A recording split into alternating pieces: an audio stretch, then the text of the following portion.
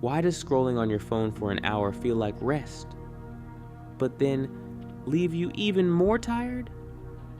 If you've ever picked up your phone to relax and somehow felt more drained afterward, you're not imagining it. In today's video, I'll explain the ways in which scrolling tricks your brain into feeling like resting and why it actually blocks real recovery. Join me as I explore this question with the help of neuroscience research on dopamine, attention, and mental fatigue. As with many things, it usually starts innocently. You've had a long day filled with obligations, meaningful and unnecessary conversations, inconveniences, and hassles. You're just glad you're almost through it, but your brain feels full. You just want to switch off. So you lie down and check your phone, and you start scrolling. Then it's video after video, post after post, one link to the next. Most of it isn't too demanding. Nothing is too stressful. In fact, there's a funny video or two that just hit the spot, so you keep going. In fact, it feels easy and effortless. It's like you're relaxing and resting. But then at some point, you stop the endless scrolling, and instead of feeling refreshed, you feel oddly tired. It's like your mind feels scattered and your body somehow feels tense. This break that was meant as a reward after a long, exhausting day didn't actually feel refreshing. The question now is, if endless scrolling feels like rest, why doesn't it work like rest? To understand this, we need to separate two things that often feel similar but are very different: stimulation and recovery. Scrolling on your phone is highly stimulating. Every swipe gives your brain something new, whether that's a new image, a new idea, or a new emotional reaction. Scrolling engages your brain's reward and novelty systems, which are closely linked to dopamine and anticipation. To expand on this a bit, it's important that we understand what dopamine actually does. Psychiatrist and addiction medicine specialist Anna Lemke, author of Dopamine Nation, explains that dopamine isn't about pleasure itself. It's about anticipation. And yes, all of scrolling is built on anticipation because you don't know what's coming next. It works like a variable reward system where unpredictable content keeps your brain engaged. This essentially sets it up so that your brain stays engaged, anticipating and waiting for the next rewarding piece of content. Scrolling may feel passive, like you're barely doing anything. It's exactly why it's so tempting to do after an exhausting day. The thing is, while all this scrolling is happening, your brain is still working. Think about it this way. Each new piece of content requires your brain to process information, shift attention, evaluate its relevance to you and your experiences, and generate reactions. What does science tell us about how this affects our brains? A highly regarded 2003 scientific paper by Monsell highlighted that frequent task switching, even small, rapid shifts, can increase cognitive fatigue. In other words, you're tiring your brain even more. And scrolling is essentially rapid, continuous task switching. This means that while your body is still, your brain is anything but. Now compare this to actual rest. Real mental recovery happens when your brain reduces input and activity. For this to happen, you will need low stimulation, predictable environments, and minimal decision making.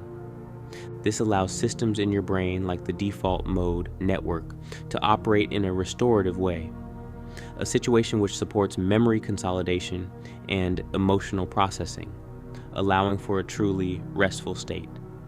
This mostly happens in deep sleep stages, but also in a less direct way during passive rest when you are awake. Now, prolonged scrolling interrupts this important process. Instead of giving your brain space to relax, scrolling fills every gap. Another thing to consider is something called attention residue, a concept vividly explored in a 2009 paper published in the Organizational Behavior and Human Decision Processes Journal.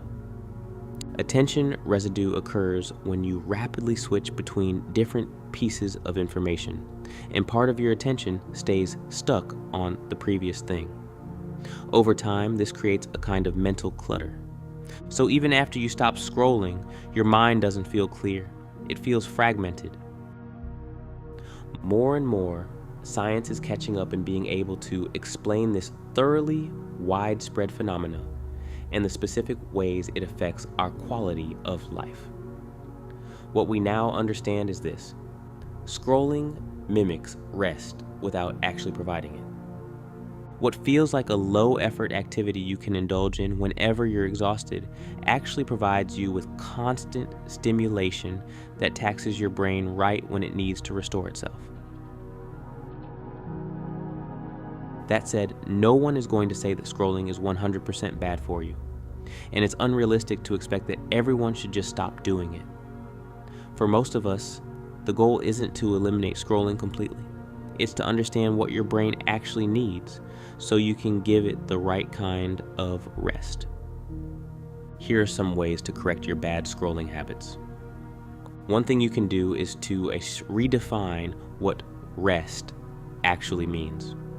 For your brain, it's not just going to be an absence of effort.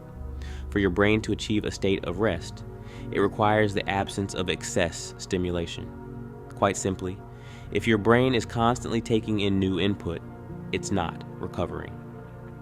Another way to minimize mindless scrolling with your devices is to shift towards taking low input breaks instead. These are low effort activities like sitting quietly for a few minutes, looking out a window, taking a slow walk, or listening to calm, meditative music. These activities reduce input instead of increasing it, which is vital for your brain to reset and recover. If you do find yourself scrolling, ask yourself, am I trying to be entertained or restored? If you use scrolling intentionally instead of automatically, you would be more mindful about how much of your time is spent doing it.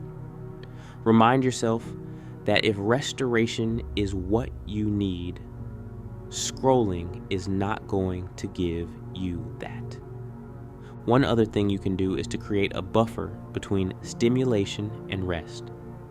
The idea is simple. Be conscious about giving your brain a short transition period between your scrolling time and your rest time. Acknowledge that there is going to be a come down period for the stimulation induced by scrolling to fall off. This is the optimal time to take on the low input activities I mentioned earlier. Even 5 to 10 minutes of low stimulation can help clear that mental residue. I hope you start being more mindful of your scrolling habits.